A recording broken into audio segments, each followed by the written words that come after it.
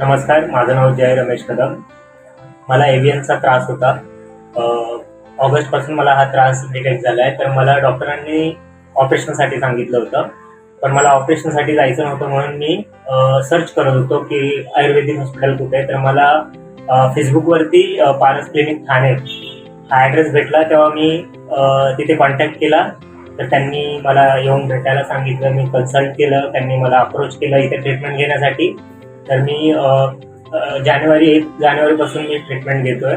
तर त्यांची SRDP therapy 1 तारखेपासून मी 15 दिवसासाठी घेतली.